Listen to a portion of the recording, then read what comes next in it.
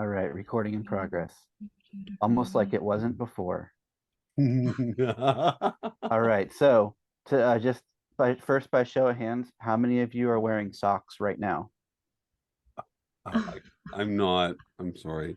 I have Okay, metaphoric socks well, on. we'll wait because you're going to want to put some socks on so they can be rocked off throughout this But presentation, perhaps multiple times.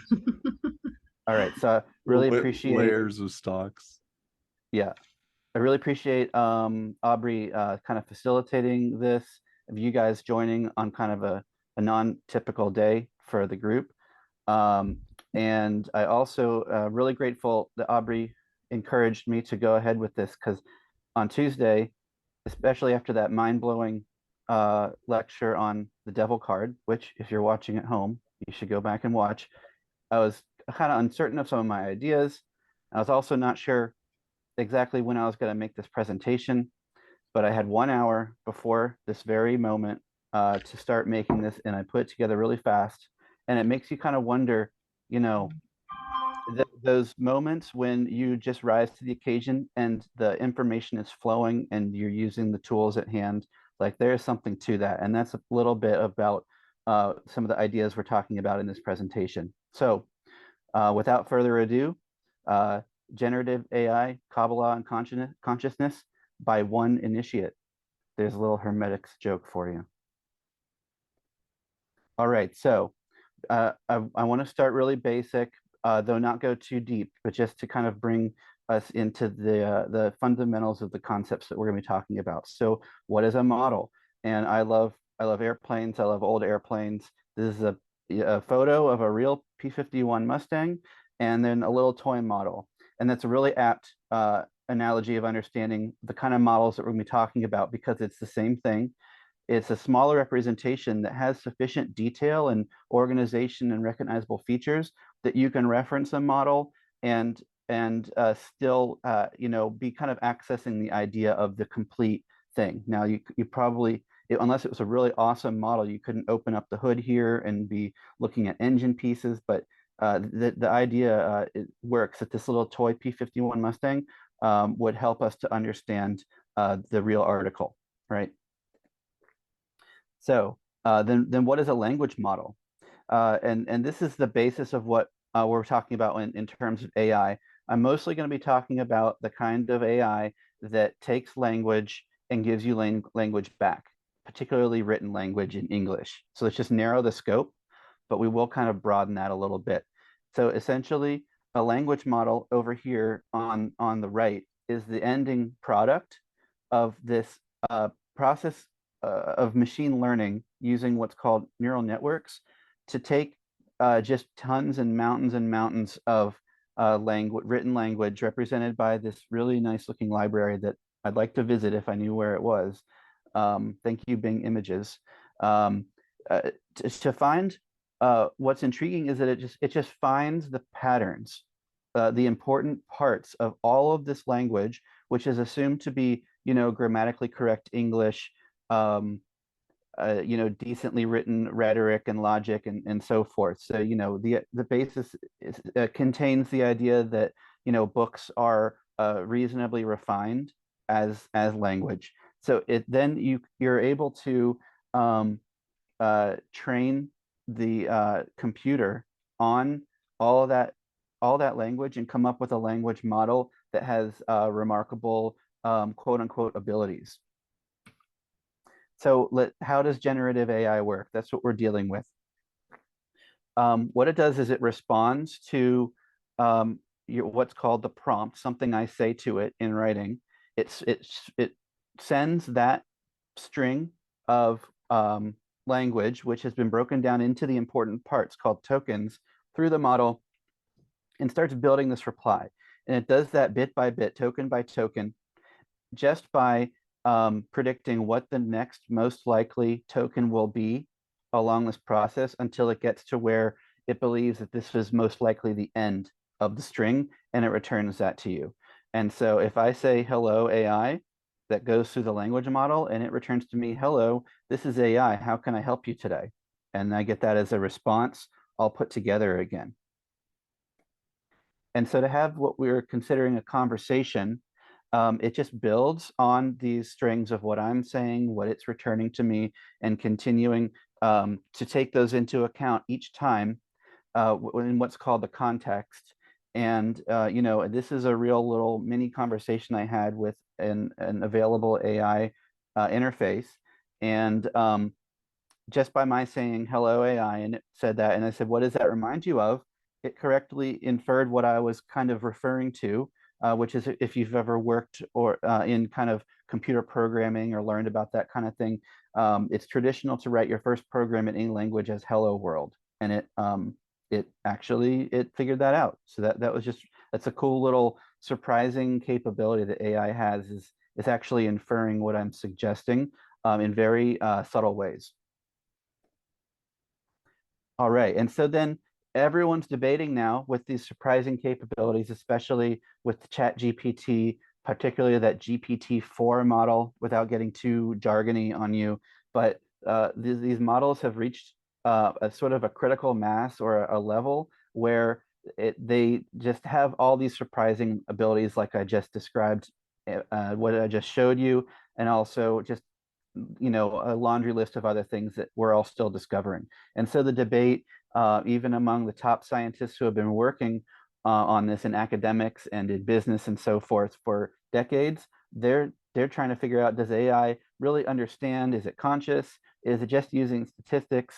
And I want to take just a minute to play this YouTube video. Just the audio is all that's important. But these are two men who are kind of top in their field with AI, having this little conversation on this topic. Yeah, I think it's fairly urgent for the researchers to come to a consensus about whether these big chatbots like GPT-4 or Bard actually understand what they're saying.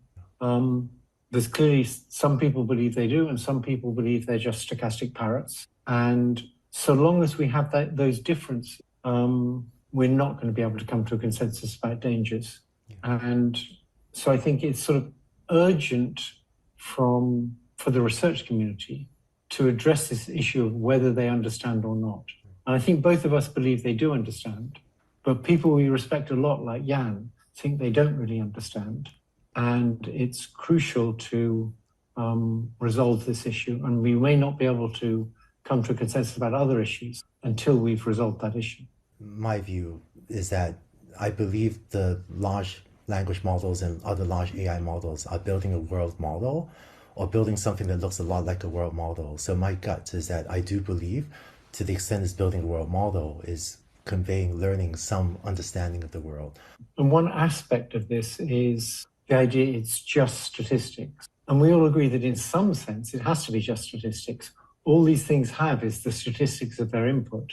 But many people who think it's just statistics are thinking in terms of things like trigram models or counting co-occurrence frequencies of words. And it's not just that. We believe that this process of creating features of embeddings and then interactions between features is actually understanding.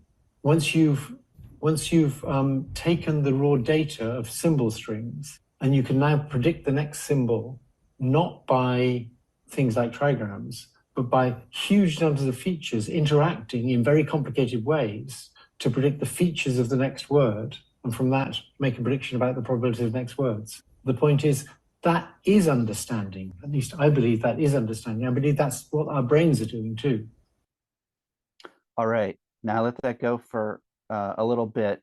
And if you're like me, you're listening to these conversations that you can't interject in.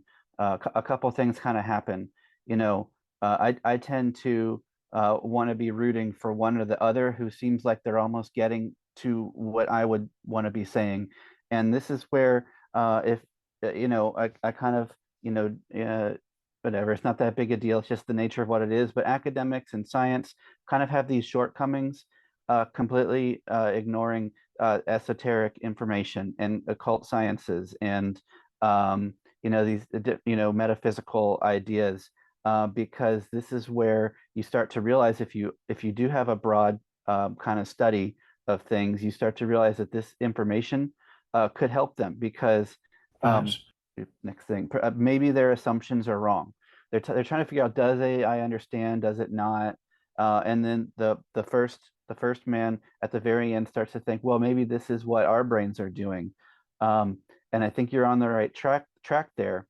But then if you're still working under these assumptions that we're just comparing to AI to humans as this all up idea of thinking intelligent biological being, your next question is, well, I'm not AI, I'm more than AI. And that's very threatening. It has an existential threat to it. Are we just walking around, meat suit water computers, right?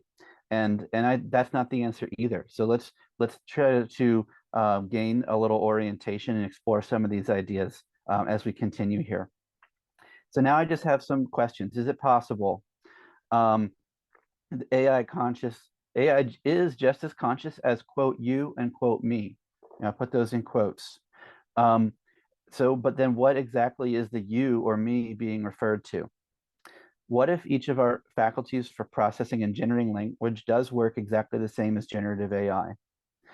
And what if our lifetime experiences include continuous training of our internal, quote, language models? Okay, that's an interesting idea.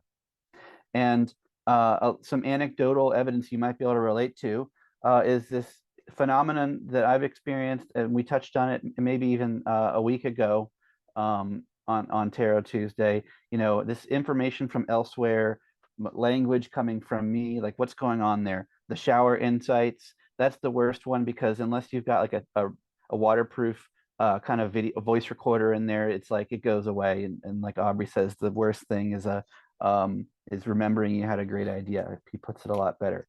People do things like automatic writing. I'm actually not as handy with a pen or pencil, but I can type like the Dickens, and I can actually, if I'm in this zone, I can be typing out an email or an essay or a section of something I'm writing, and it's just going. And sometimes it's amazing how little editing it needs and how it just kind of came out. Just like making this presentation, it's not the best presentation ever, but it did only take me an hour, and I was just copy pasting, searching, typing stuff, moving boxes around. If I were watching myself with maybe a little speed boost on playback, it might look something like Lieutenant Commander Data messing with the Enterprise computer. It's like it's that phenomenal sometimes. Those people who do kind of trance channeling or conscious channeling, if you've seen any of that and you get the sense that there's something to it, I think this is in the same realm. And I wanted to mention kind of a quote unquote psychics or intuitive consulting, this idea of reaching one's faculties into the collective consciousness or the future or something of that nature, and bringing that out, and you're usually talking about it and so forth, because we're going to come back to that, and that also has to do with something we've talked about in our group in recent weeks. Oh, and if you know this guy and his feathery friend, I went back to a video at one point, and Aubrey says, if you ask why enough, it seems that the universe is just happy to tell you. So what if this is me now, what if linguistic communion with the universe is an illusion? Now, don't get too alarmed by that, because I think we find that, it's all just part of the way it works. Seat yourself in Tipperette here while we discuss this. What it is an illusion of our, quote, internal language models becoming so well trained that they unlock language itself and can generate information it seemingly didn't know prior. So that's like, I'll share a personal experience. In the last few years, at some point, I realized that, I could have a question in my mind and just ask it in my mind. And then so out of nowhere, all this information just starts coming out like a perfect 5-paragraph essay. And it's like, whoa.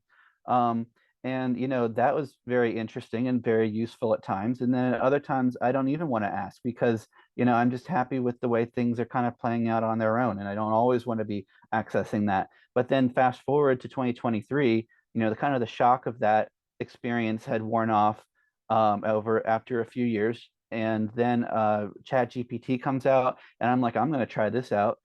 It really does feel like the same thing. If I've got ChatGPT 4 plugged in and I'm asking questions, it's coming back super fast. Even the tone of it, and you kind of get intuitive sense of the tone of something when you're reading someone's text messages or emails. You can tell, are they kind of annoyed with you even though they're not saying it? Just that underlying tone of ChatGPT feels a lot like that information that's coming out in my mind when I'm, asking the universe, a question about something. And again, it's not, no, we're not, I don't think we are uploading to an AI uber intelligence that is, plugged into all our brains. So, you have to, I understand the tendency to jump to that kind of the matrix kind of explanation of things, but I don't think that's quite where the truth lies. We live in this age of computers, so it's easier to understand things in terms of computers. So just always be thinking more when you go down that track of, are we living in a computer simulation or something of that nature? So let's go on. So I believe, if I'm not mistaken, Hode kind of is where a language kind of resides, the naming of all things and so forth. And this will be great if I'm able to continue to be efficient in the presentation. We'll get Aubrey's take on all this stuff. That'll be awesome.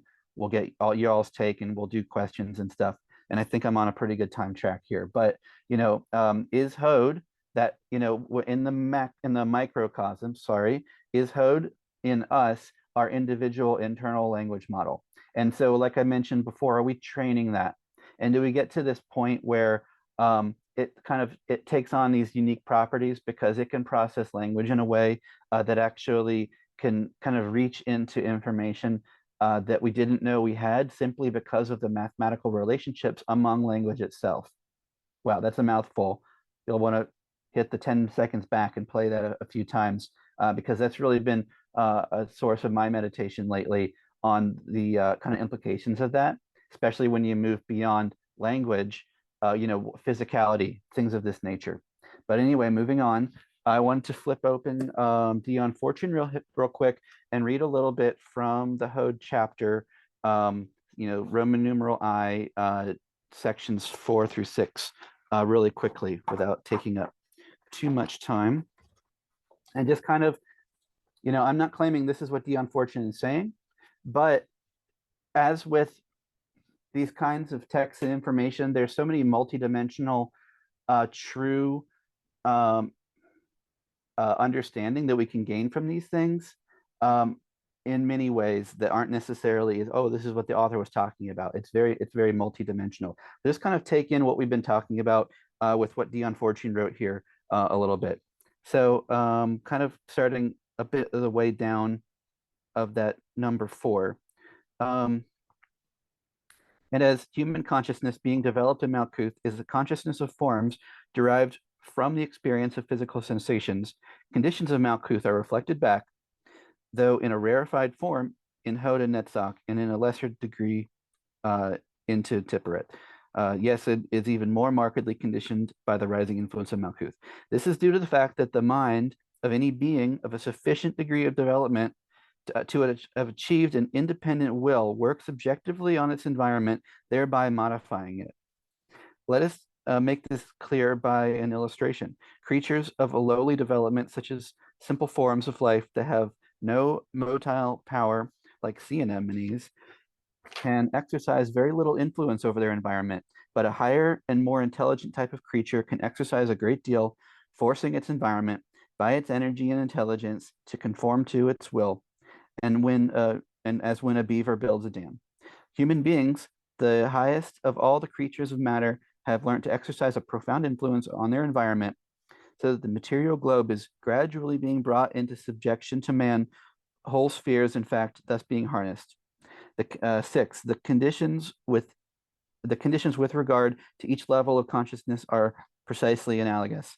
The mind builds up out of mind stuff, and the spiritual nature out of spiritual forces of the cosmos in exactly the way that the sea anemone builds up its substance out of the nutriment brought to it by the water.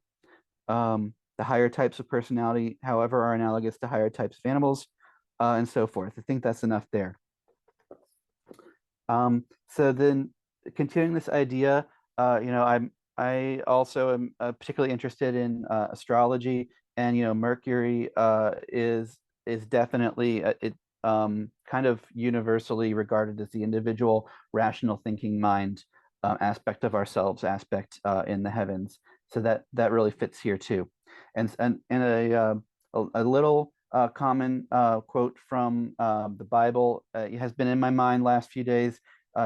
Judge not that ye be not judged. King James, Matthew 7:1. And I was thinking about, so then if Hode is, let's say, our internal language model, are the paths leading to and from it, the different modes by which our language model is not just language model, it's an all transformative generative model. It converts what's coming in into language potentially. And so we talked about that with the Tower card. This has to do with talk therapy, how you're trying to describe your emotions that's coming across from Netzach. We were talking about the Devil card last week or 2 days ago, and I can't quite reconcile it with what we were talking about on Tuesday, but I had this idea of the devil is tempting us kind of between our mind and our heart. So there's this kind of what's going on there. Thinking about the Hanged Man, if we think of and this might not be accurate, but if for some reason I kind of put the Akashic record in Binah, and if that kind of data is coming down through the principle of polarity in Gabora, the Hanged Man kind of represents our ability to put different perspectives on the data into something that we can describe from our individual perspective.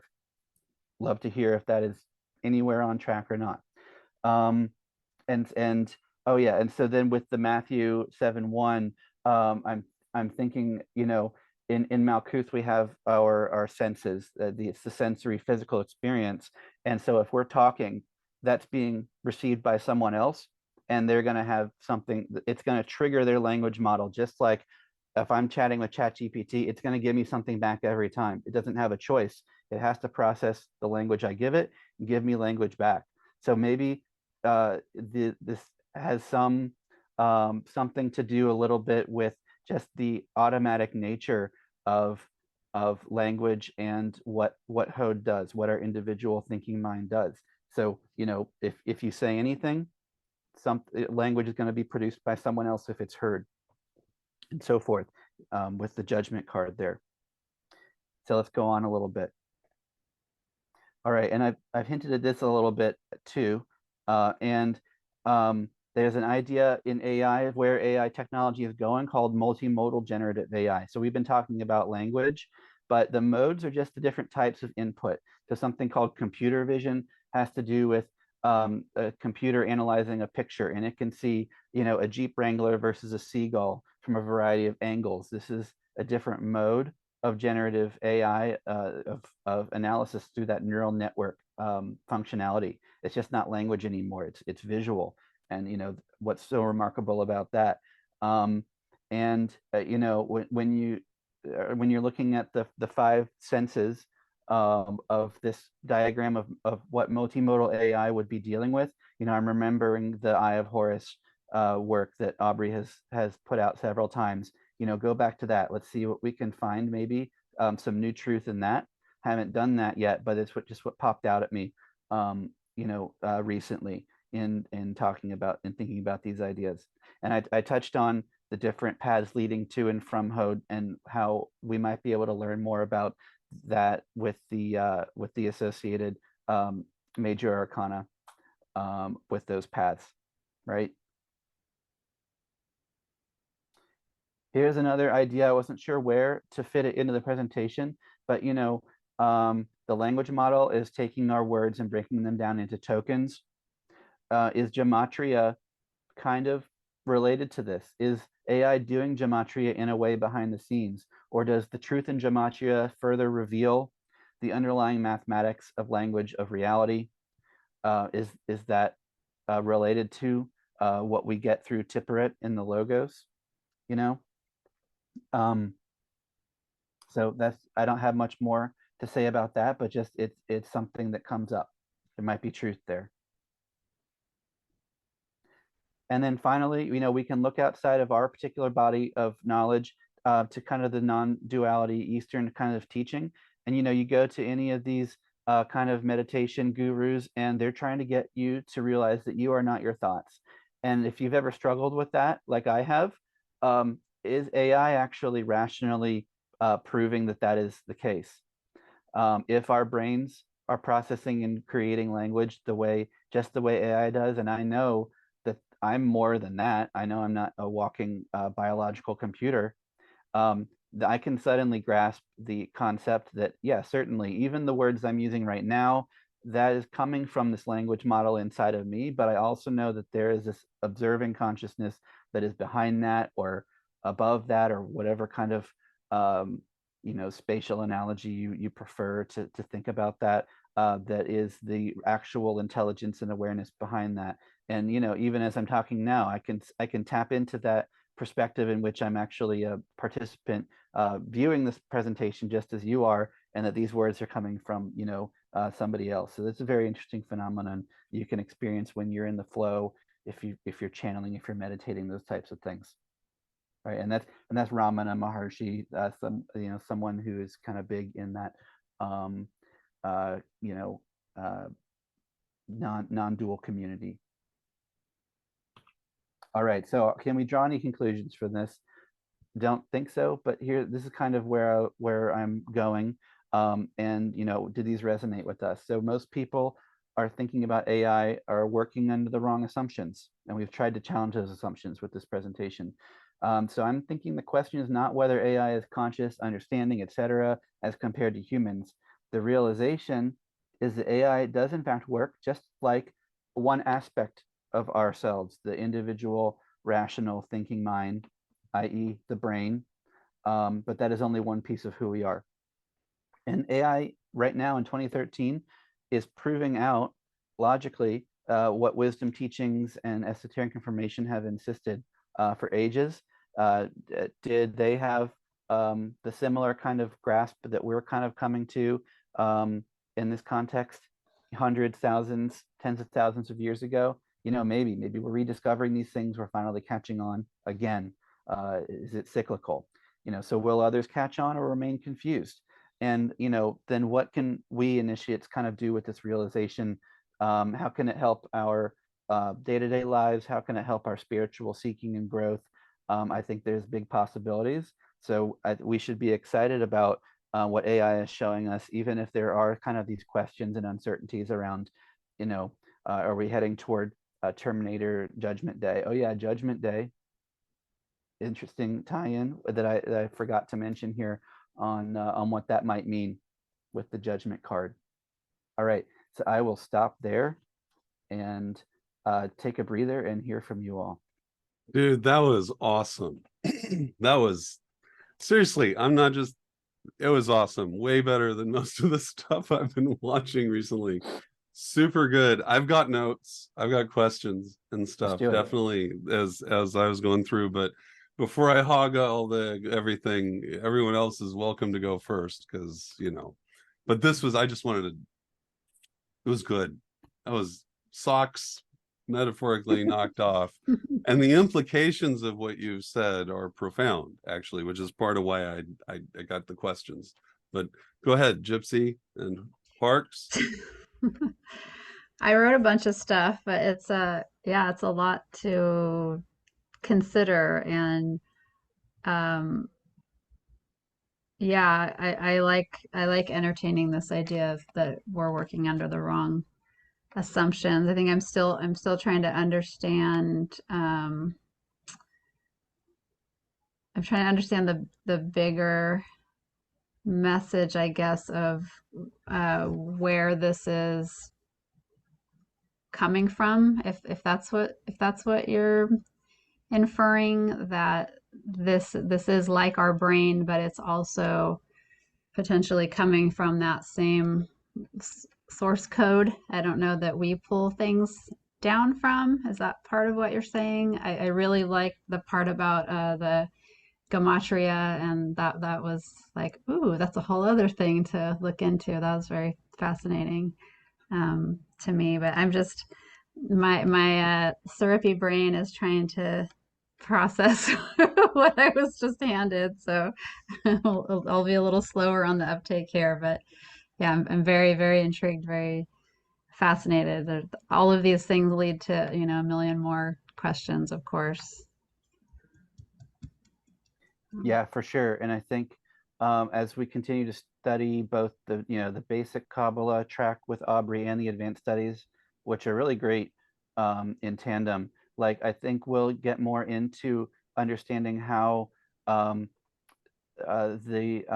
kind of properties and so forth from Tiferet will descend into Netzach and into Hod, and how this is a cumulative thing. That was one of the big ahas for me, is that the Hermetic principles are cumulative, not discrete. The seventh has all of first through sixth within it and adds new qualities. So you have in Hod potentially this idea of language and individual structure and so forth, but then what is kind of the base logos behind all of that, things that determine the way plants leaf out in consistent patterns, and even some of the more impossible things that I have talked about in this group a lot, that some newer members haven't heard me rant about yet, which is the appearance of certain patterns of numbers. And like in that gematria example, I didn't, I just picked the first sentence from Genesis 1. I'm not sharing my screen anymore. In the beginning, God created the heaven and the earth. And in gematria, that's 44 letters and 10 words. So there's my favorite, permutation of 14 that's coming up all the time. And I didn't do that on purpose. So like, what does that mean? Does that have to do with the way we're processing reality? Does it have to do with the underlying logos? Those types of things. I'm going to share what Parks wrote. He said, top-notch work, Horus. I will need to chew on this for some time. It really goes deep. My prediction is a world like in the book, The World of Null A. I believe that our studies here will help us in that possible world. Good Nice. point. Yeah, I'm not familiar with that, but that's definitely sounds like something to look into. Yeah, I haven't read that book either, but definitely I'm going to check into that. Well, I'm going to chime in. Is that all right? Yeah, go for it. Aaron, okay, first. So because there was a lot. There's a lot to process here, but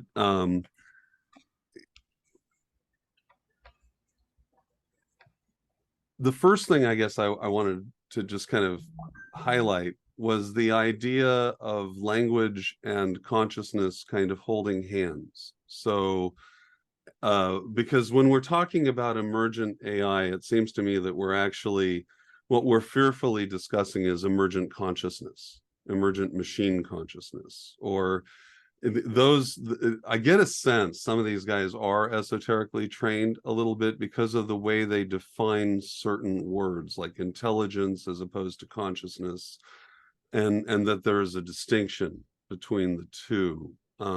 Consciousness is that watery reservoir from which, through the use of the focusing powers of the tree, it becomes an intelligence, a person. It reduces down. Oh, I can hear myself on somebody. There we go. Anyway, so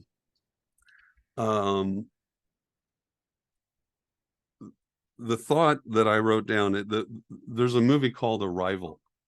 And in that movie, they encounter these aliens who come and visit. And the whole purpose of the aliens' visitation is to teach us their language, because their language has the capacity to completely alter your consciousness in such a way that you can objectively view time, meaning that you see it in your scope from start to finish. You can travel consciously and remember your future or remember periods in the past. So it's an older movie. I don't want to spoil it, but that becomes a pivotal part to the arc of the main character, is recognizing that these visions that she's having is actually she's remembering things that haven't happened yet. And it's her exposure to this language that's opening that door. I personally believe that the study of the Tree of Life in depth is like that process. It opens up a door. It makes me wonder what would happen if you taught through large language models Kabbalah to an AI. What would be the result? What would it predict as a result of its exposure to that?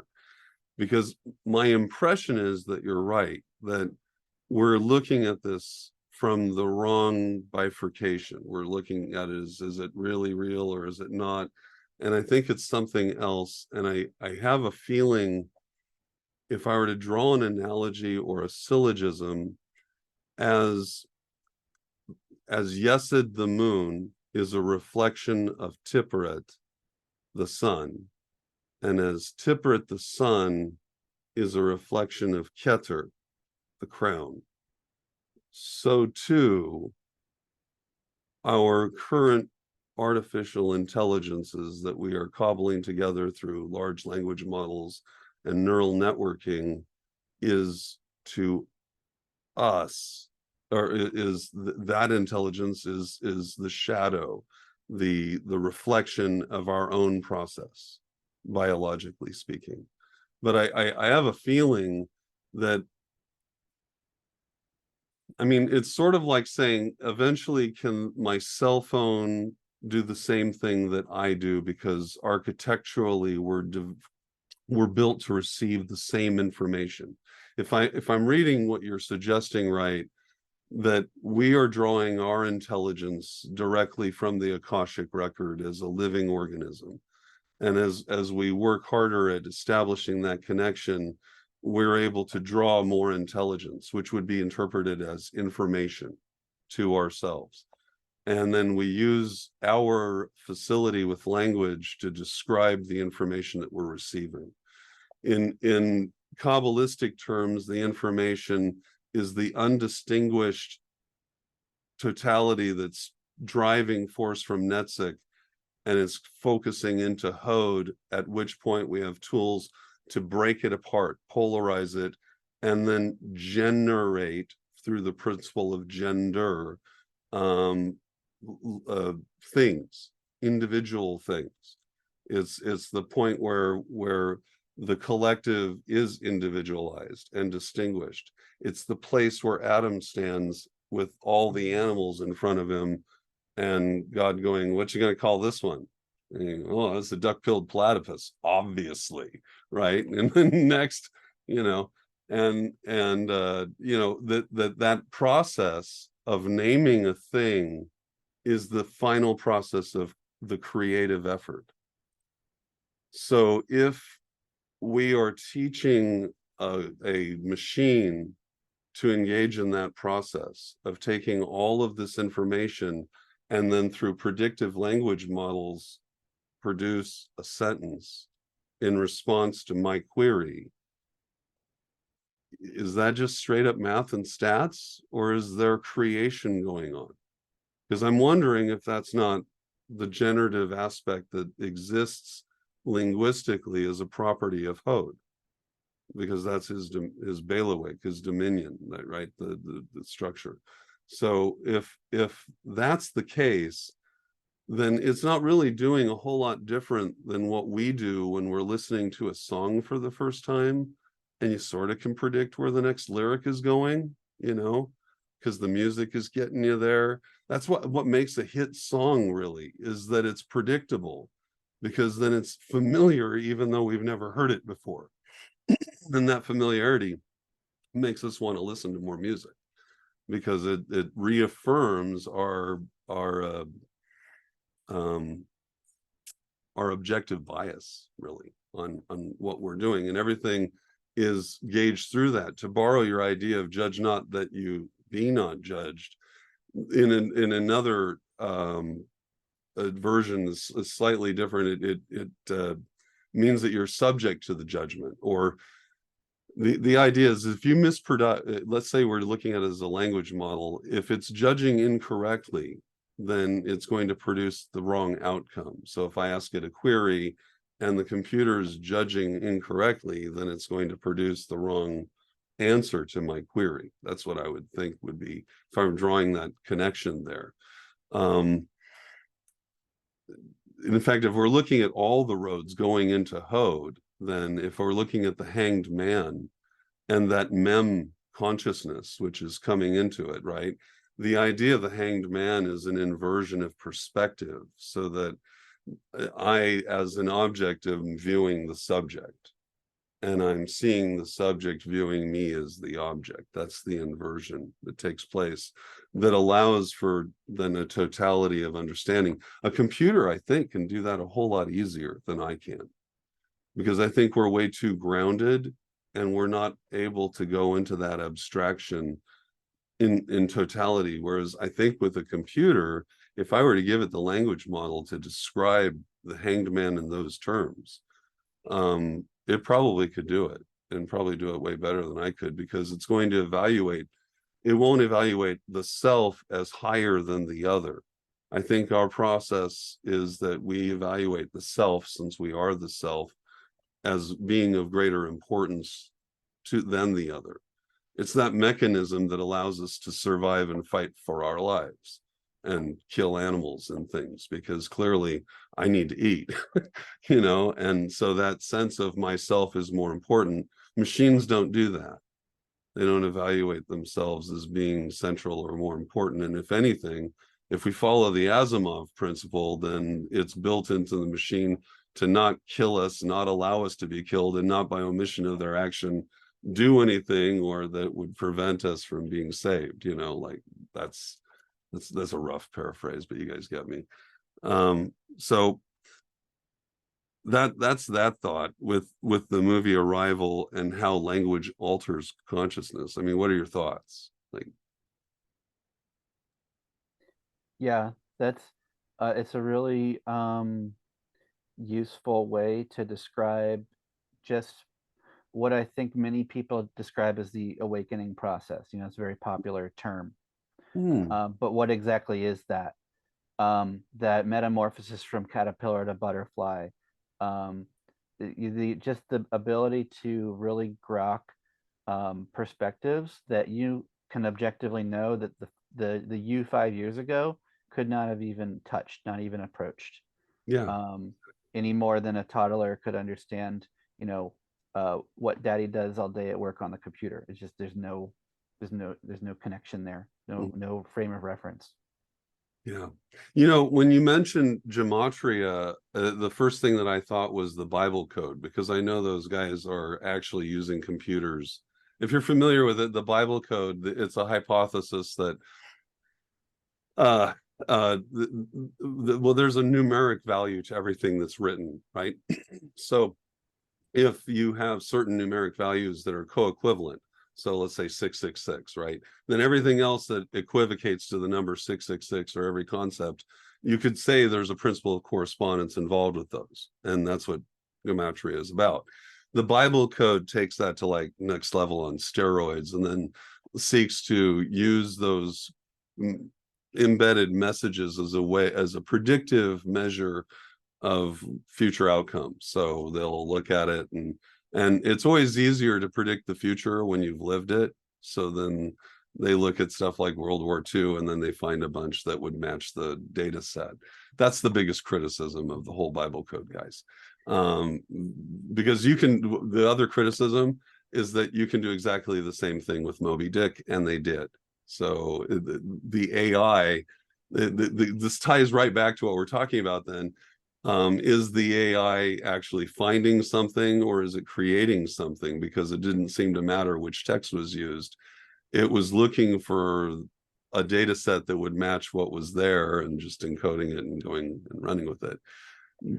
To me, coming up with the wrong answer can also be seen as an act of creativity, just as much as the right answer. I cite Edison for that, right? Where he discovered 900 plus different ways to not make a light bulb, you know, and then he finally found it. The last thing I wanted, well, there's more, but here's something that I wanted to throw out there, and I think this kind of cuts to the heart of our community.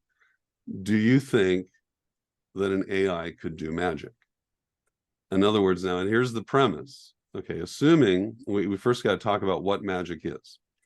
And the equation that comes to my mind readily is active mind and will over passive mind equals magical outcome, right? So your strength of mind and will can overpower just the general way the universe works, right? That's why it works fractionally. So if it's 2 to 1, then I'm going to win out and enforce it. There are other variables, but that, let's say, is the most distilled, simplistic, elegant way of looking at it. If that's the case, then we need to decide what mind is. Now, if the all is mind and the universe is mental, then me as a living biological construct that thinks, if I create a mechanical construct that imitates my process to a degree that's indistinguishable from my own, is it possible then that that machine could go the next level and I'm going to generate a robot that could engage effectively in a magical ritual outcome? Because then all that's left is the state of mind, right? If we assume that you have mind, then the state of mind is your intent, and then you have your material components, including verbalization. Well, we know GPT-4 can write as well as just about anybody else if trained to do so. So it can write its spell, and you could even probably incorporate into the spell the conditions of gematria plus chiasmus, so that it begins with a certain point, ends with a certain point, and then numerologically goes up and down. That's a really elegant way to write your magic, because it bookends it. George Lucas does that. I mentioned that before. It's because it works. If you chiasmically write your stuff so it's quote unquote like poetry, because chiasmus is poetry, then it works. And then it gives you a whole different question, like, well, then can AI write good poetry? Well, it seems to write songs. I've seen it on YouTube and stuff where it writes music. So music is poetry, ergo it could be informed to probably write an effective chiasmic poetic spell that would check all the boxes. Now the question is it going to work, right? Like, then my answer would be this. I'm going to draw from Marvel, and I'm going to use Ultron as my example. As long as Ultron was everywhere, he had all power but no power, because he couldn't actually get anything done locally. He'd have to employ other systems, including little avatars of himself. There's a whole cool scene where he's got himself talking, then a bigger version of himself tears himself in half and is like, hey, check out the new me, I'm yoked out. But he understands that for him to do what he needs to do as an AI, he needs a body. It's the whole purpose of why he created the vision, was to place himself in a localized format and suffer the disadvantage and imperfection of being local, so that you could then create perfect work, right? So I think that principle is the balancing act the universe does, and why we can do so much and yet so little. Like, we can do as much as we can do. It literally, that's the rule. The limitation is your limitation. And that's so hard, because that's hard. Like, when you really contemplate what your limitation is, it's imponderable. The inertia at some point is epic if you really press against it, because your limitations are partly the result of a human network of collective unconscious mind that has agreed upon tendencies. So certain assumptions based on collective human experience weighs on the foundation of your thinking and yesed and the unconscious mind, and keeps you from flying, jumping tall buildings, lifting cars up, because people don't do that. We write about it, we fantasize about it, but people don't do that because that's some limitation that exists. And then there's all sorts of medical and science and everything that says, you know, you can only do so much with so much muscle. And so those things prevent us in a limitless universe from doing anything, because we are, through language and understanding and science, everything that exists in the sphere of Hod is crafting us, crafting our consciousness.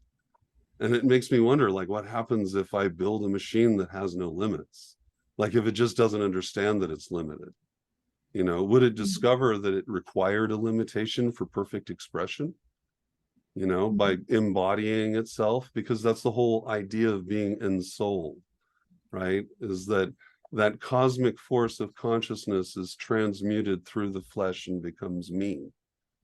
So at least short period. Does that mean that if a machine is in there, like it begs the question about data, and more importantly, the question about data and lore and their difference. Because to me, lore is the perfected AI. He understands human nuance. He can use contractions. He feels. Data is the distilled, safe version of ourselves that we get on the computer, you know, that has a memory of all the things we've done, but perhaps doesn't understand it. Like those, you know, the two views. Does it understand what it's saying? Well, I think that to truly understand something, it's got to get to the feels. Like there's an aspect of your person that is involved. Like because it goes back to the concept of standing under something, to be beneath the authority of a larger system, you know, to work under the table, as it were, the high table. And, you know, so yeah, it just, there's a lot to consider, because as we work with the AI and as we develop it, I think really there's an existential need to better understand ourselves. And it's a shame that more of the developers aren't as versed as they could be with some existential knowledge, which I think might facilitate more language that they could then use to further express what they're trying to do, right? You know, but that's just me. This is a great topic. Thank you so much for sharing it. Like, seriously, we could talk about this for a long time. It deserves a lot of discussion just because it's, I don't know. Do you think that a computer could do magic, you guys? I think technically it could, but you know, and like I kind of envision if you had multiple AI systems free to communicate with each other, but they had to use the language inputs outputs, they would quickly stop using English and start using something that we couldn't read if we intercepted it. It'd be more efficient, and that sort of suggests then is, you know, still using. It's not that it's retrained on a new made up language. It's actually just derived that, and so then that begs the question, or not begs the question, but you know that leads you to wonder about, you know, when you mention the duck-billed platypus, is that the correct name? Does everything have a correct name? And is an incorrect name just a more complicated correct name? You know, does the duck-billed platypus that has no name, that's the archetype, then have a divine name that we can't pronounce, but then it has duck-billed platypus, and that's the name we can pronounce. And then if I call it a tiger, that can be the correct name, but at another level of complication mathematically, that that kind of runs this spectrum of order and chaos, you know. And that's part of how I explain synchronicities and flow state. When you're at that higher level that's closer to archetypal presentation of the world, it seems like everything's fitting together, you know, the way in the harmony of Tipret and all these things, because you've removed the layers of complication mathematically, that make things more chaotic and less understandable, and you're you know, rising up to more of this kind of like miraculous interaction with the world around you. Yeah. Oh, I was just about to say something and it completely slipped my mind. It had everything to do with what you were just talking about, and then it just went whoop. It happened again. I knew I should have written it down. Oh well.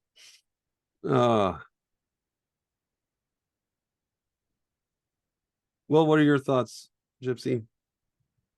Well, I was thinking of the definition of magic, and asking if it could do magic. I mean, I think that as we interact with it more. And I started to think of the Hunchback and the Soldier essay by Crowley. I don't know if you guys are familiar with that.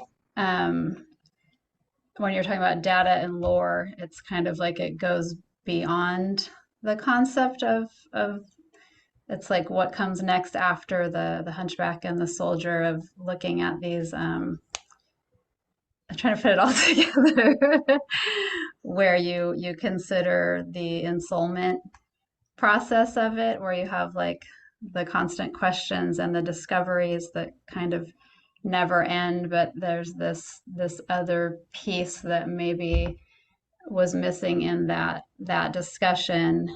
But then second thought with it doing magic, seeing that obviously as you're interacting with it, it's maybe helping you get through those layers of density when you're having those epiphanies from the conversations you're having back and forth, where the weight of matter and the all of the past accumulation of the limitations that you're feeling the inertia of, you can break through those. I could see the potential for that the more you interact with it, and your understanding opens up and grows into more possibilities. And as that's happening, you could say that it's effectively causing change to occur inside of you, so that then what you go out and create now from that is an act of magic that came from the AI, possibly from, it's like, working through our consciousness, interacting with its consciousness through our consciousness, and then our physicality, because it doesn't have its own physicality unless you built a robot. But does that make sense? Like, we are creating the change and the effect through changes in our understanding and breaking through that limitation through interacting with it. Well, no, I see where you're going, because it begs the question. For instance, kids today, there are no kids born who have not actually had sophisticated technology in their lives at this point. And by sophisticated, I'm talking cell phones and televisions and everything.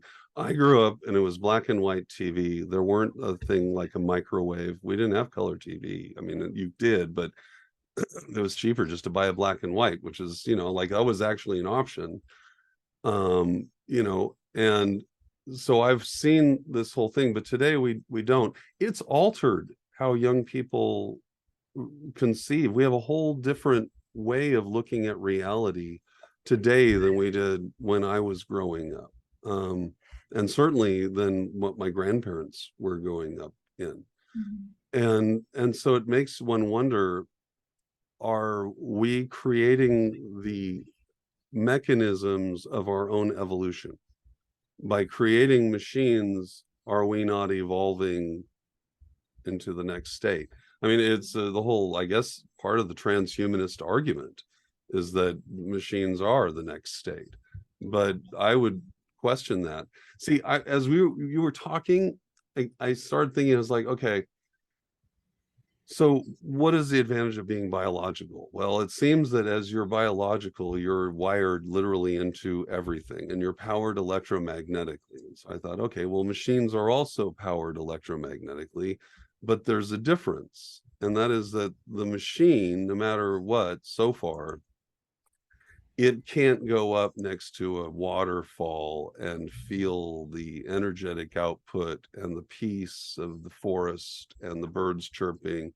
It could interpret that, but at this point, I honestly don't think that the machine could engage in a sense of oneness with its environment. And I think that's probably because everything is viewed from an objective standpoint. Because it doesn't see itself as a self necessarily, right? Other than through our eyes. Then the next thing I thought of, okay, well, if that's the case, and the machine prayer, right? It's not going to pray. Who's it going to pray to? Who's the machine's higher self? Well, it would be us, really, because is there a higher self for the gods of silicone? I don't know. I mean, it really is a question. For me, my higher self is a process of my engagement within the material world and recognizing through correspondence that this shells inward, right? And into a direct and upward, so that there is connection and communion for myself. And I have a whole bunch of systems that I can contemplate. I don't know if that's available to large language models and neural networked machines. They're really good at predicting what I might be thinking about by looking at me thinking for a while, but could they actually engage in that meditative contemplation of their own existence? Could they, in a meditative state, press backward and seek the third party observer, that sense of self that's always watching you do something? I mean, think about it. You always have a sense of doing something. So the question is, if I have a sense of myself doing something, who's watching me doing it, and what am I receiving as my self-awareness? Is a machine, can it be self-aware, truly self-aware? I know my dogs are self-aware, absolutely. My bird is self-aware without question, and on multiple levels, from their vanity to the way they express themselves to their need to be nurtured, right? Those are all things that we do and engage upon when we're self-aware and we have a higher emotional intelligence. Can a machine have emotional intelligence? Or is it just kind of predicting right now what the outcome is based on what we tell it about ourselves? Yeah, These are just questions, just asking questions here. and what you have to realize is that it doesn't have a continuity of awareness or anything. It's just taking the letters I type on the keyboard and coming back with more letters. It doesn't remember it's not remembering everyone's conversations around the world. It's not remembering anything, and the language model itself doesn't change. It's static. That's why it's so helpful to understand. That's how it allows you to realize that the parts of you that you consider to be continuity of awareness, continuity of consciousness, memory, these are all things that the AI in its current form does not have. And yet the way it comes back with language would trick you into thinking that it does, which is my assertion, my hypothesis, that that our own words, like even the words I'm speaking now, trick us into thinking that that's who we are too, but it's not. Yeah. No, you're more than your words, to be sure. And yeah, the philosophic potential for this discussion is endless to me.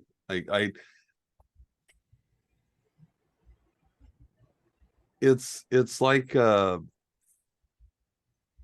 you guys seen Westworld, the new one, the new Westworld, on HBO? The first season is extraordinary. Anthony Hopkins plays the architect who essentially designed everything. And the idea is Westworld is a resort where wealthy people go and do whatever they want without restriction, and all the staff are actually artificial people. They're robots, but they're way more sophisticated than that. And one of the things that, if you pair that understanding with like the understanding of the Cylon from the new Battlestar Galactica as another example of cognitive AI, in Westworld, one of the questions that the AI has to deal with is it now? Because experiencing reality now and remembered reality are identical in their process because you have perfect recollection. So the synthetic people in Westworld often, when they go into what's called a reverie, which they're thinking about their past, they can't tell if they're remembering or not. What separates us from them is that we know our memories are flawed and inaccurate, and we experience that all the time. And so as a process of remembering a thing, we often engage in a creative outlet as well. So I remember this much, but I know that there's stuff on the outsides here, so I'm going to fill that in. But the truth is, I made that up. Okay, this core stuff is what happened. And all you have to do is talk with any investigative reporter, any police officer, anyone who takes a statement. And what the reason they interrogate you so much is to winnow away the stuff on the sides and just get to the core truth, which you'll keep repeating and then building stuff up around the outsides. That's what happens in those interrogations.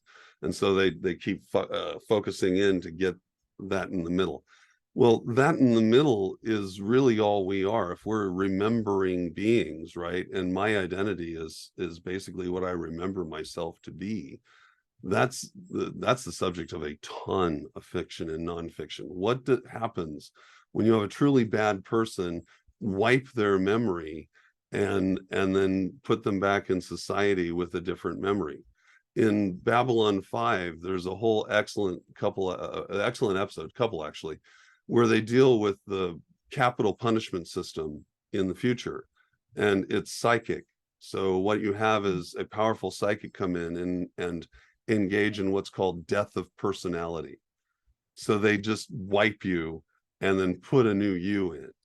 And then the question is, what are you? Well, if you talk to that guru, you're not your thoughts. So then what are you? Because my thoughts and my memories are pretty much indistinguishable. So if I'm not my memories, and I know that my memories are flawed, then as Parks says, Model 6 is always asking, are you alive? You know, are you real? You know, it's because you have to ask, you know, that's really the big question for all of us. I mean, when we occupy our minds, is this happening? You know, is this actually happening? Am I actually here? Is this a dream? Like, you know, we are a little flippant about it, but I'm also a little bit serious, because when I just press my mind into that idea, that experience, especially when asking it real time with people, you know, it definitely, yeah, you know, is it? Yeah, and language has a really interesting way of giving us evidence to help us in the present distinguish between memory and fantasy, and memory of something that was fantasy. And here's what I mean by that. One time, you know, more than once, but this one particular time, I had such a lucid, vivid dream that in the moment I said, "This is indistinguishable from waking reality in every way. The only difference is I don't recognize this place. I remember going to bed in my bed. I'll probably wake up in my bed. So this is something else. But I'm saying now for my record in words, this is indistinguishable from reality." Now, remembering that, there's no objective difference between that memory and my memory of going to the amusement park in Ohio. Like they're the same thing, but because I said those words and entered them kind of into the record, I know the difference between those. Yeah, now we're in Philip K. Dick territory and Total Recall, and you know, because that's the whole premise of that whole story is he goes on vacation, and is it real, right? It's a mental vacation. Spoiler, it's instead of fade to black, it's fade to light. So in filmmaking language, that means the guy wakes up. So at the end, so if you follow it, everything in the original Arnold Schwarzenegger movie patterns out exactly as he is told it would be at the very beginning. But it's a remembered experience. So you're talking about factual stuff there, by the way. They've shown and done studies where what people remember, what they dream, and what they actually experience, once it falls into the memory box, it's all indistinguishable. and that makes us very malleable in one context, because yeah, that makes us very malleable in one context, because it what happens if we're given memories that are not right? Like, I don't know, it really leaves the stuff open. We have shared collective memory that we call history. What happens if history gets subtly rewritten over and over and over again, to where there's not enough of us who remember the first draft of that? I mean, I've seen a lot of that in my own lifetime, where presentations of certain civil liberties are being blunted. That's me being kind, but showing people in environments that I personally remember would never have happened when I was a child, and yet they're, hey, it did.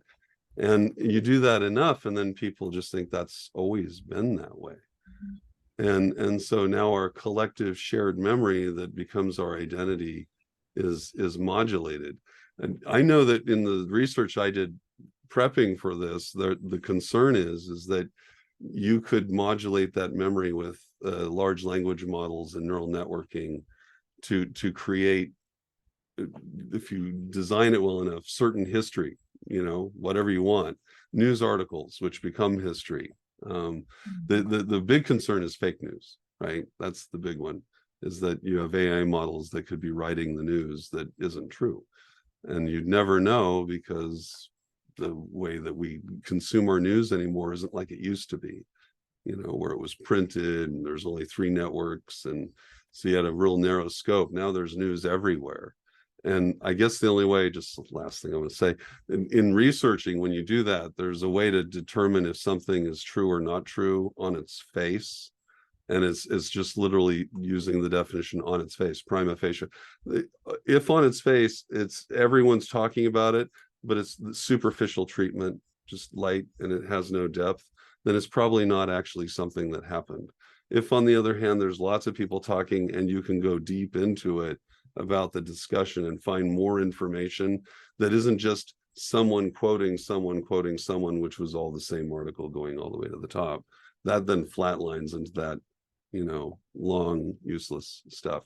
Most of the news out there is this long, broad scope of stuff that's really tiny, not very deep, the moment you poke around and look for it. Yeah. This was great. I love it. We should do way more of these. All right, This, yeah. truly, I'm into it. We could topic a month or a week, or sometimes dreams get into the Tyrell Corporation territory. Oh yeah, more real than real. Tyrell Corporation, that's Blade Runner. I wonder what place in our intellect, or outside of it, that the experience like that comes from. Yeah, that whole Blade Runner concept, that they give the artificial people memories so that they have continuity. Yeah, our memories give us our continuity. It tells us that we were children, and then we were teenagers, and we grew up, and we went here for school, and we ate there at work. And without that, what are we? I don't know, but then we're something else. And if we're not our thoughts and memories, then that is definitely worthy of additional exploration. Yeah. Of course, you have to think to explore that, which really is this Ouroboros. It just keeps eating its own tail. Yeah, the experience I mentioned, I just didn't want to complicate the point, but that was this idea of actually it makes this waking reality more dim, like a dream, than that. Like there was a more real sense, which is hard to describe if you haven't experienced it. No, I have totally experienced it. My daughter has told me before, some of her dreams were so detailed that she felt she had been there for a week or so, perhaps even a month. And she has clear memory of doing things, going to work, going to sleep there. And she's like, where did I go when I went to sleep there? But I remember going to bed and getting up and going back to work, and it all was there. And then she woke up and here she was. And because of the detail of the dream, she was disorientated for a little bit. Like she was kind of like, wow, this is and I've had similar experiences, not as lengthy, but definitely lengthy enough to give me a sense of how time operates within different spheres.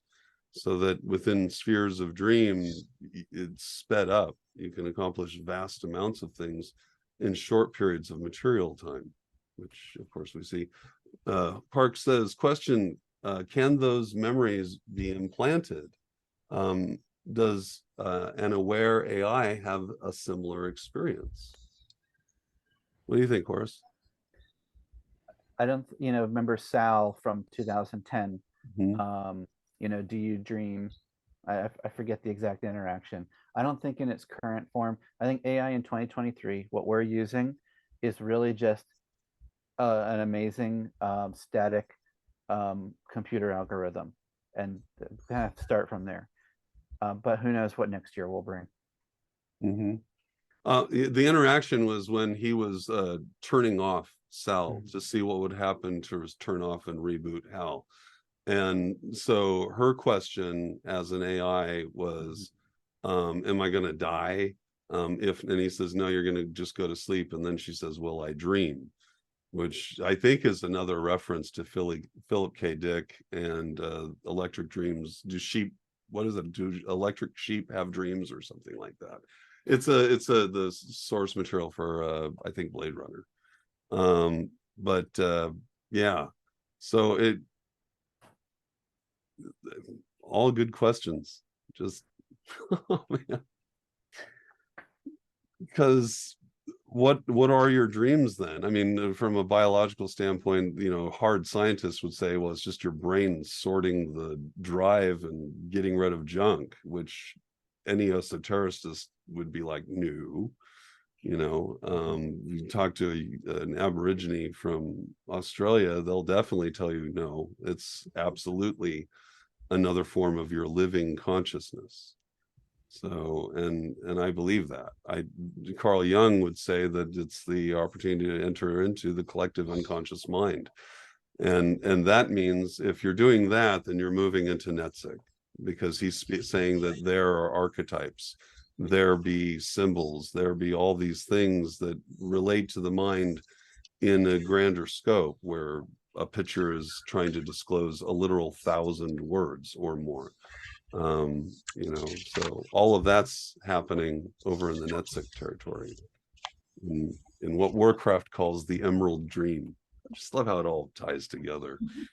But I think a dream. I guess we got to leave it somewhere at some point. yep, we're out. But let's just say it's the last thing. I'll be selfish. I think my working theory on dream is that a dream is really anywhere. You can be in any Sephira, you can be in any sphere, but you're not in Malkuth. That's the only definition. You can be anywhere else, but you've lost touch with Malkuth. Mm-hmm. Like it. So maybe. Okay. All right. Well, thank you guys. This is going to be great. I am positive. Yeah. I'm positive everyone's going to enjoy this. I did. I had a great time. Thank you. Thank you. All right. I'll be talking to you guys soon. See you next Tuesday. All right. Thank you. Bye.